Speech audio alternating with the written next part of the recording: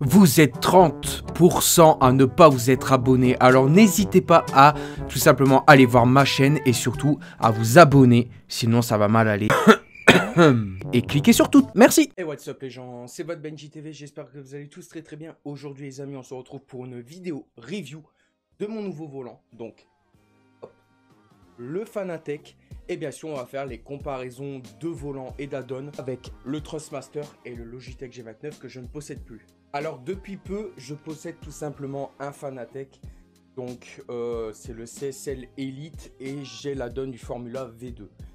Ce qu'il faut savoir, c'est que j'ai acheté tout simplement les Avanced Podium Paddle, si je dis pas de bêtises, qui me permet d'avoir jusqu'à 3 palettes. Et en dévissant les petites vis derrière justement, on peut personnaliser les palettes et ça, c'est plutôt pratique. Avec ce volant, je peux rouler en GT3 ou même dans n'importe quelle catégorie, juste en personnalisant les paddles derrière. Chose que je pouvais pas faire tout simplement avec le Thrustmaster. Parce que bon, puis même, on l'a souvent remarqué dans mes vidéos LFF1, le bruit...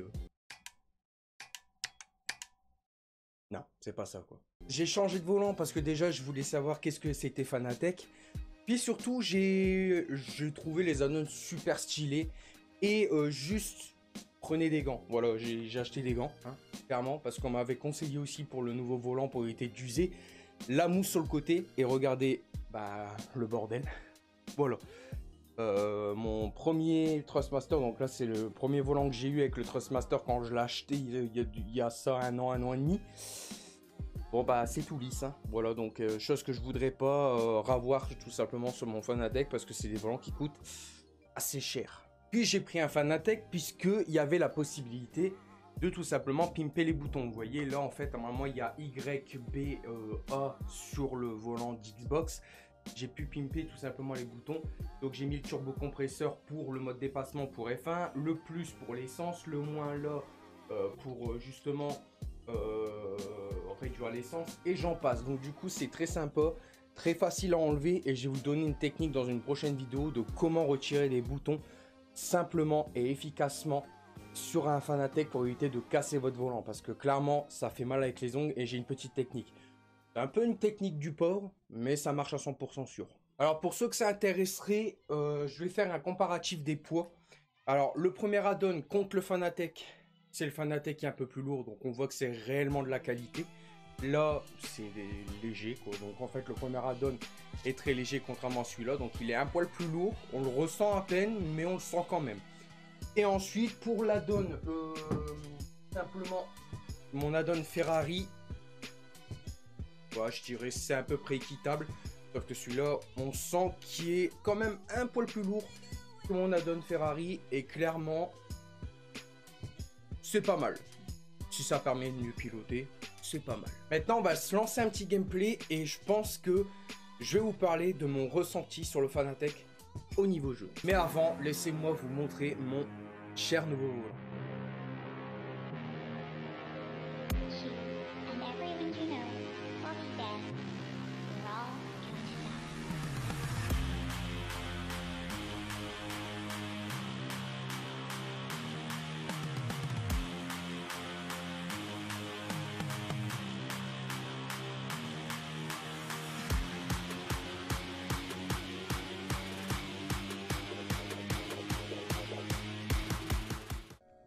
Comme vous pouvez voir sur le volant, on dispose quand même de pas mal de boutons. 3 ici, 3 en haut.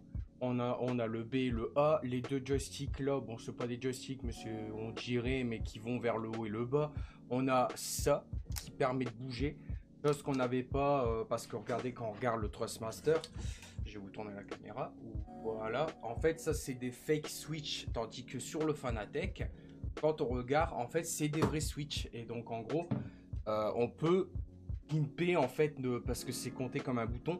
Et là bien sûr on a aussi ce mode là. Donc je vais essayer de rapprocher la caméra un peu plus pour vous montrer. Donc vous voyez en fait il est marqué mappable analogue. Il y a le clutch plus and brake, clutch peak point. Et tout simplement on a... Alors le troisième c'est brake plus throttle. Enfin je sais pas, je suis désolé, je suis une brêle en anglais. Mais en tout cas, une chose est sûre, c'est que le volant est adapté pour tous les goûts. Donc moi, souvent, je mets clutch plus handbrake, puisque cette petite palette dorée qu'on voit à peu près là où il y a mon doigt, tout simplement, c'est mon embrayage. Et j'en ai une autre de l'autre côté là qui est en train de briller, donc on la voit un peu mieux celle-là. Donc en fait, ces palettes dorées derrière, bah, celle-là à gauche, je l'utilise pour l'embrayage, et souvent celui-là, c'est pour pas mal d'autres options. Et bien sûr, bah, je passe les vitesses avec les palettes du milieu, et au-dessus, c'est souvent les températures des voitures, parce que clairement les palettes du dessus me servent à rien, je pourrais tellement mettre les autres palettes. D'ailleurs, en parlant des autres palettes, je vais vous montrer. Donc avec Fanatec, nous disposons tout simplement de boutons, donc comme vous voyez, vous voyez pas avec le soleil derrière, voilà, des boutons PlayStation plutôt stylés si on veut pimper notre volant, parce que si on est un gros fanat de PlayStation, on peut mettre les boutons PlayStation. Les boutons là, donc ça c'est les boutons permet de faire un peu de la GT3, parce que quand on regarde un petit peu de plus près, on voit les feux ici, on voit le levier de vitesse manuel, là on a le frein à main, les essuie-glaces, la position du siège et tout, ça c'est plus pour la sim racing et ça c'est plutôt pas mal. Nous avons quand même les petites palettes, donc vous voyez les palettes en carbone, ils sont magnifiques, là je vais essayer d'en sortir une. Vous voyez, c'est des palettes.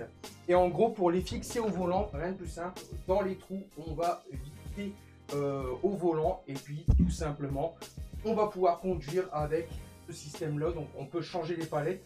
Et normalement, de base, il faut les mettre comme ça. Parce que vers le bas, ça va pas. Parce que ça va bloquer avec les palettes dorées. C'est toujours bon de le préciser. On en a des plus petites. On peut pimper notre volant avec un petit côté doré. Et ça, c'est plutôt pratique. Alors là, on va se mettre dans une vue un petit peu improbable, mais je vais vous montrer comment mettre justement l'add-on, parce que c'est très intéressant, c'est comme une vraie Formule 1. C'est simple, vous appuyez et vous l'enclenchez. Alors j'ai encore un peu de mal, oh quoique. Et là, normalement, voilà, le volant s'allume, bien évidemment, pour dire qu'il est bel et bien connecté. Et en faisant ça, en fait, vous avez tout simplement, bah déjà rien que là, vous avez un petit ressenti assez stylé, franchement, il est parfait. Et juste pour vous dire tout simplement que, j'ai encore dit tout simplement, en vrai, le ressenti est vraiment bon, car franchement, c'est de la bombe, quoi. Je trouve pas les mots, et c'est de la bombe. Et contrairement au Thrustmaster, regardez, on avait tout simplement cette petite pièce qui permettait de visser le volant. Et en vrai, je vais pas vous mentir, à chaque fois, surtout avec cet add-on là, Ferrari, le volant se dévissait presque tout le temps. Et c'est pas plus mal que Fanatec ont fait ce système de lock pour tout simplement éviter que le volant se dévisse, un peu comme le Thrustmaster. Alors pour moi, le Fanatec est vraiment supérieur parce que le ressenti du volant est génial, le retour de force est très doux et franchement, on s'amuse et on y prend goût.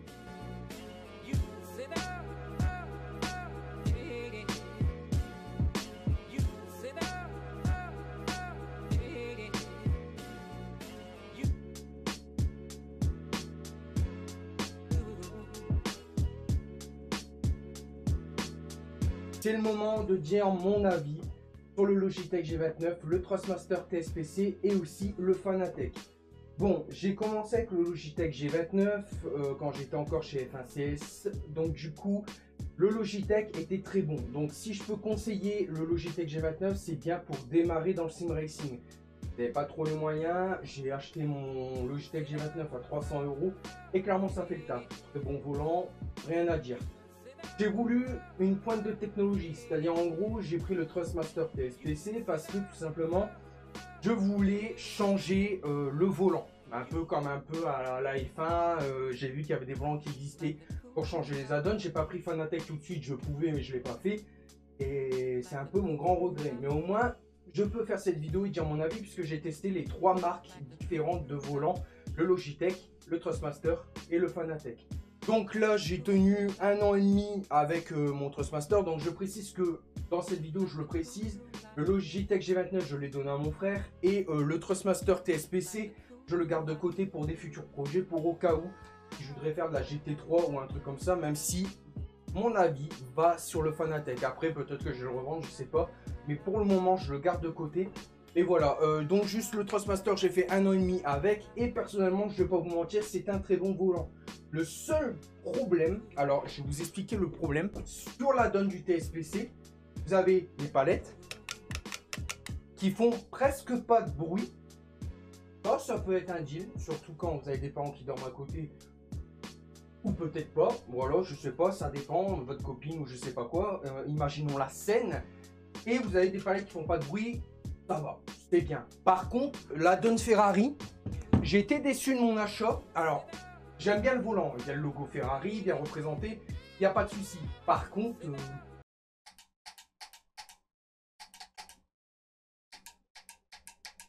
ça fait trop de bruit. Et puis surtout, sur le site, en fait, ils te vendent avec les switches normales. Sauf que, regardez, les switches sont aplatis et inutilisables. Et j'ai tout simplement mon ami Squin, qui est apparu d'ailleurs dans la vidéo LFF1 Fun GP, qui m'a dit: je suis dégoûté, j'ai acheté ce volant pensant que les switches étaient vrais. En fait, faux. Et ça, si vous vous demandez si c'est un bouton, c'est pas un bouton, c'est un truc collé. Donc voilà. Donc du coup, les seuls boutons sont ici, là. Là, en fait, tout le tour du volant, c'est les boutons, plus les palettes derrière. Donc, conclusion, si vous voulez un volant, clairement, si vous voulez un volant qui est full pimp, prenez un Fanatec. Que ce soit Formula V2, le normal, donc le CSL, alors je sais pas quoi, le bleu. Mais moi, ce que je vous conseille, prenez un Fanatec. Moi, j'ai profité du Black Friday au lieu de l'acheter. Je devais l'avoir à 900 €, je l'ai acheté pour 1000 € parce que j'ai pris la Donne Formula qui était beaucoup moins chère sur le site que tout simplement sur le site. Normalement, il apparaît à 360 €, 350, je peux me tromper. Et là, il est apparu dans les 200, donc du coup, j'en ai profité. Et j'ai acheté tout simplement ce modèle-là. Et en vrai, j'ai juste le moteur, les pédales et en même temps, j'ai acheté le Paddle Advance à 180 € de plus la donne. J'en ai eu pour 1000 €, sachant que c'est un volant, qui en vaut 1300. 1200 ou 1300, un truc comme ça. Donc, j'ai fait une économie de 200-300 € grâce au Black Friday. Mais clairement, ils feront peut-être des réductions pour Noël. Donc, si vous ne savez pas quoi vous achetez, prenez tout simplement un Fanatec parce que franchement, la qualité, elle est là, le ressenti est là. On va parler un peu du retour de force entre les trois. Je trouve que le Thrustmaster, le retour de force est assez violent et brusque. Le Logitech, c'est de la merde. Parce que le Logitech, en fait, on dirait, alors je sais pas si c'était un dysfonctionnement de mon volant ou si c'était comme ça. En fait, on dirait qu'il y a une bille. Pas de bêtises, il y a une bille qui fait les vibrations en fait. Et la bille claque contre la coque. C'est compliqué, mais ça fait ta, tu vois, ça fait un bruit bizarre. Le Thrustmaster, c'est des vibrations plus une dureté. Donc déjà, côté Thrustmaster, le force feedback est mieux. Par contre, le Fanatec, c'est doux, pas trop violent et franchement, le force feedback est là. Et clairement, si je peux vous conseiller un volant, c'est le Fanatec direct. Que vous prenez le nouveau moteur là, 1700 €, enfin le volant à 1700 €, le podium wheel, je sais pas quoi. Ou alors comme moi, avec la base du CSL Elite de base, plus le petit volant Formula V2. Moi franchement, je vais pas vous mentir, je préfère largement vous dire, prenez un Fanatec si vous avez les moyens. Si vous n'avez pas les moyens, partez sur un Logitech G29, surtout si vous démarrez dans le sim racing. Ou alors si vous êtes un peu plus avancé dans le sim racing et que vous voulez changer vos volants, prenez un Thrustmaster. Mais attention, moi j'ai le moteur du TSPC. À chaque fois quand vous prenez l'add-on, donc je parle cet add-on de là, cet add-on Ferrari, clairement, je vais pas vous mentir, l'add-on Ferrari, il se dévisse à chaque fois. Vous allez faire un mauvais geste, ça va se dévisser. Votre volant, il va avoir du jeu, il va falloir revisser pendant un Grand Prix.